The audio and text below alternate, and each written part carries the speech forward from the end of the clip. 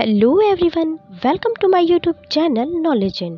बच्चों, हमारे जीवन में कहानियों का विशेष महत्व है और जब ये कहानियाँ शिक्षाप्रद होती हैं तो इनका महत्व और भी बढ़ जाता है। तो आज के इस वीडियो में हम जो कहानी सुनने वाले हैं उसका नाम है तीन चोर। बहुत दिनों की बात है, किसी शहर में रमन, घीसा और राका तीन चोर रहते थे। तीनों को थोड़ा थोड़ा विद्या का ज्ञान था, लेकिन तीनों को ही अपनी विद्या पे बहुत ही ज्यादा घमंड था। विद्या द्वारा तीनों चोर शहर में बड़े बड़े लोहे की तिजोरियों को तोड़ देते थे और बैंकों को लूट लिया करते थे। इस तरह तीनों चोरों ने शहर के लोगों की नाक में दम कर रखा था। एक बार तीनों चोरों ने एक बड़े बैंक में डकैती करके सारा माल उड़ा लिया। तब पुलिस को खबर हुई तो तीनों चोरों को पकड़ने के लिए तलाश करने लगी, मगर तीनों चोर पास ही के एक घने जंगल में भाग गए। तीनों चोरों ने देखा कि जंगल में बहुत सी हड्डियां बिखरी पड़ी हैं। रमन ने अनुमान लगाकर कहा, ये तो किसी शेर की हड्डियां हैं। मैं चाहूँ तो सभी हड्डियों को अपनी विद्या के ज्ञान द्वारा जोड़ सकता हूँ।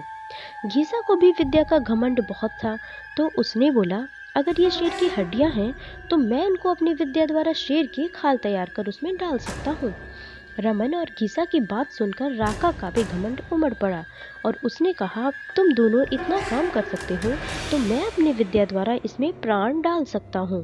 तीनों चोर अपनी अपनी विद्या का प्रयोग करने लगे। कुछ ही देर के बाद रमन ने सारी हड्डियों को जोड़ दिया और घीसा ने शेर की हूबहू जान डाल दी।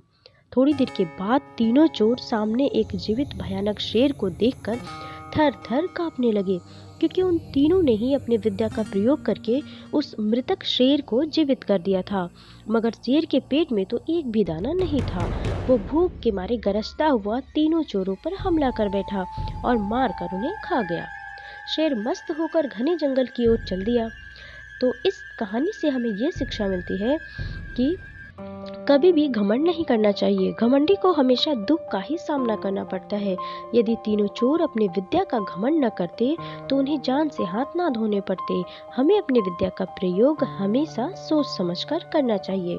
तो ये थी आज की कहानी। कैसी लगी आपको? और अगर आपको अच्छी लगी हो और ऐसी कहानियाँ और भी सुनना चाहते हैं तो मेरे चैनल को ज़रूर सब्सक्राइब करिएगा। और किस तरीके की कहानियाँ सुनना चाहते हैं इसके लिए आप मुझे नीचे कमेंट कर सकते हैं। तो नेक्स्ट कहानी में मिलते हैं, तब तक के लिए बाय, टेक केयर।